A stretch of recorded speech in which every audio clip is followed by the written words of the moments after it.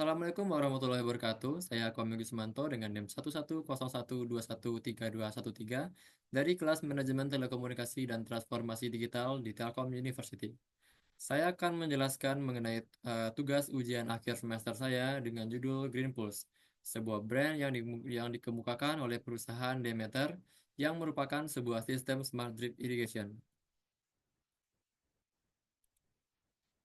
Berikut adalah CEO dari Greenpool sendiri, yaitu diri saya sendiri, aku Amikus Manto sebagai CEO-nya yang berasal dari Telkom University.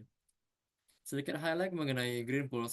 Greenpool sendiri diambil dari dua kata, yaitu green yang menambahkan pertanian, lingkungan, dan berkelanjutan, dan pulse yang menunjukkan letak atau inti dari aktivitas yang terjadi dalam sistem irigasi yang memberikan kesan dinamis dan terus-menerus. Jadi filosofi dari Greenpool sendiri adalah menggambarkan keseimbangan antara teknologi dan lingkungan, menciptakan citra brand yang peduli pada keberlanjutan dan efisiensi dalam manajemen sumber daya alam. Adapun problem yang diangkat oleh Greenpool sendiri adalah efisiensi penggunaan air yang rendah di Indonesia, produktivitas pertanian yang terbatas, ketergantungan pada tenaga kerja, dampak perubahan iklim di dunia, hingga minimnya inovasi teknologi yang terjangkau. Mengapa ini penting? Faktanya pada tahun 2023 terdapat 29,36 juta unit usaha pertanian di Indonesia yang bergantung pada efisiensi penggunaan air. Sehingga dampak positif dari hadirnya Green Pool sendiri adalah yang pertama dengan meningkatkan efisiensi air dan optimasi sektor pertanian sehingga dapat menghemat biaya operasional, meningkatkan produktivitas, mengurangi risiko lingkungan akibat pemborosan sumber daya alam. Yang selanjutnya adalah mengenai solusi dari Greenpeace sendiri.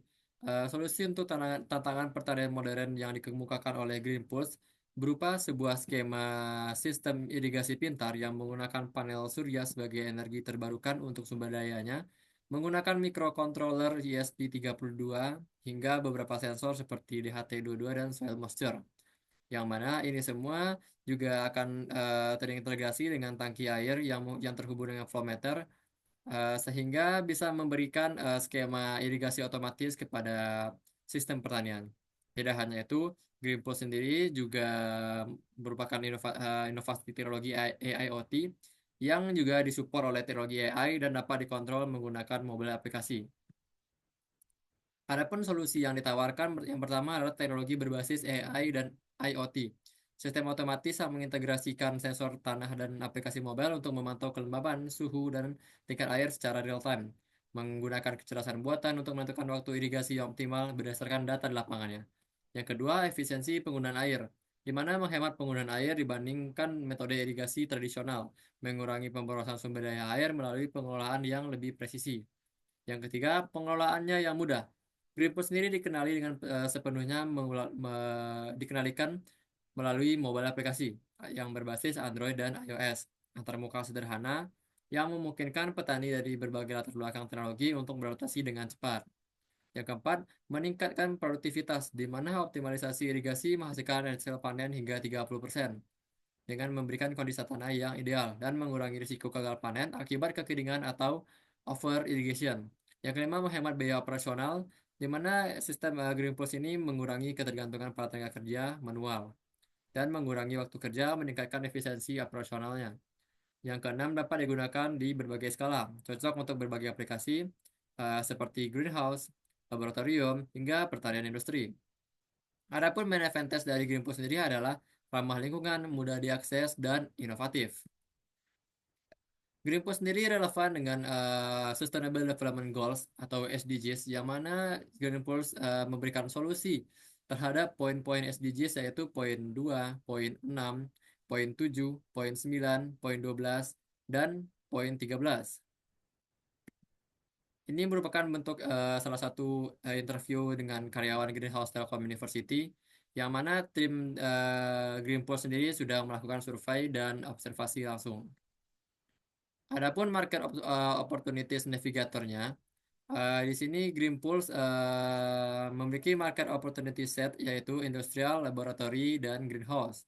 Kemudian ada pun attractiveness map yang mana ada gold mine-nya greenhouse, moonshot-nya industrial, dan quick win-nya adalah laboratory. Dan Eagle Focus Dashboard-nya adalah eh, dari industrial, laboratory, hingga greenhouse. Kemudian competitive landscape-nya, ada beberapa aspek yang diangkat oleh Greenpeace sendiri mengenai efisiensi penggunaan air. Smart drip irrigation ini sangat tinggi, sedangkan sprinkle irrigation itu rendah dan tradisional drip-nya itu tinggi.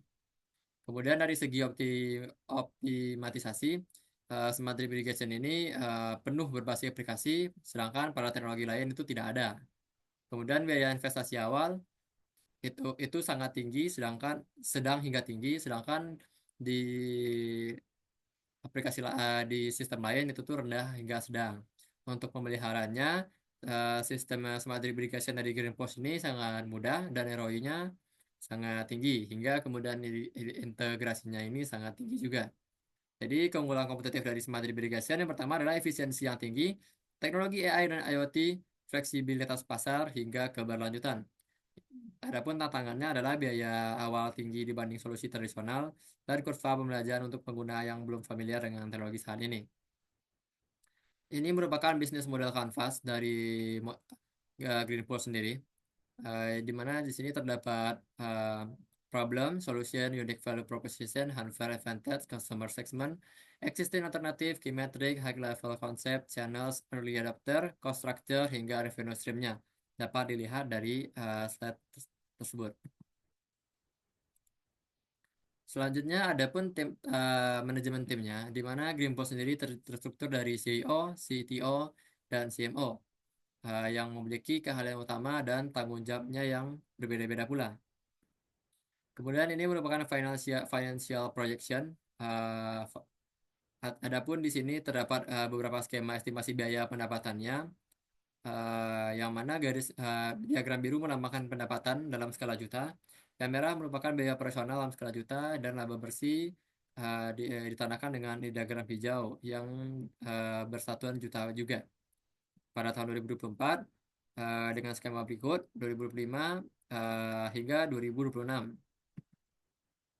Berikut rincian pengeluaran awalnya, di mana rincian pengeluaran awal pada tahun 2024, pengembangan teknologi membutuhkan biaya 200 juta rupiah, pemasaran dan branding membutuhkan 100 juta rupiah, dan operasional awalnya membutuhkan dana 50 juta rupiah, dengan total pengeluaran awal yaitu 350 juta. Kemudian strategi pendanaannya, di sini target dana untuk pendanaan awal sekitar 350 juta untuk operasional awal dan 150 juta untuk cadangan pengembangan dan pemasaran. Berikut diagram lingkaran dari sumber pendanaan strategisnya. Terdapat hibah teknologi dan agrikultur, crowdfunding, dan angel investor. Target dananya adalah 500 juta, seperti yang sudah dijelaskan sebelumnya, dan pengembalian untuk investor dengan equity share sebesar 15% hingga 20% dari kepemilikan perusahaan. Dan ROI diproyeksikan dalam 3 tahun dengan potensi pertumbuhan laba bersih hingga 300%. Berikut proyeksi penggunaan dananya, di mana proyeksi penggunaan dana sudah tercantum di diagram lingkaran berikut, di mana terdapat cadangan risiko dan pengembangan lanjutan sebesar 10%, ada biaya operasional dan gaji tim sebesar 20%, ada pemasaran dan akuisisi pelanggan sebesar 30%, dan pengembangan teknologi sebesar 40%. Berikut merupakan timeline dari proyek Smart Drip Irrigation yang dikemukakan oleh Greenpeace sendiri dari tahun 2024 hingga tahun 2026, di mana terdapat riset validasi, pengembangan produk, pengujian lapangan, peluncuran awal, evaluasi dan pengembangan lanjutan, ekspansi pasar nasional, branding dan promosi, peningkatan produksi, ekspansi internasional, hingga diversifikasi produk. Jadi sumbernya adalah yang pertama masalah yang dipecahkan.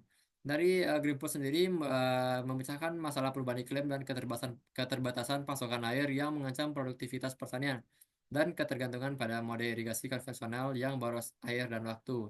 Kemudian solusi yang ditawarkan adalah sistem irigasi berbasis AI dan IoT yang efisien, otomatis, dan mudah diakses melalui aplikasi mobile. Pemantauan real time untuk mendeteksi kelembapan tanah, suhu, dan tingkat air. Hingga pasar potensialnya adalah greenhouse dengan skala menengah hingga besar, laboratorium penelitian, dan pertanian industri. Pasar global teknologi irigasi berbasis AI diproyeksikan tumbuh sebesar 15% CAGR. Keempat, keunggulan kompetitif. Adapun efisiensi air hingga lebih tinggi dibandingkan solusi tradisional. Teknologi ramah lingkungan yang mendukung berkelanjutan pertanian dapat diintegrasikan dengan berbagai skala operasional dari kecil hingga besar.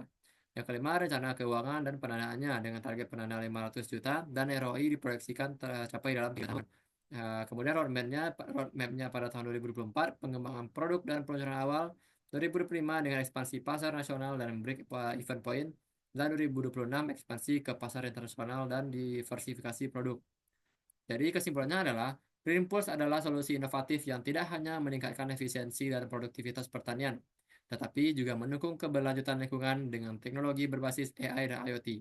Startup ini memiliki potensi besar untuk merevolusi industri agrikultur dan menciptakan dampak global. Sekian terima kasih dari saya selaku CEO Green Pulse. Mari bersama-sama menciptakan masa depan pertanian yang lebih cerdas dan berkelanjutan. Terima kasih.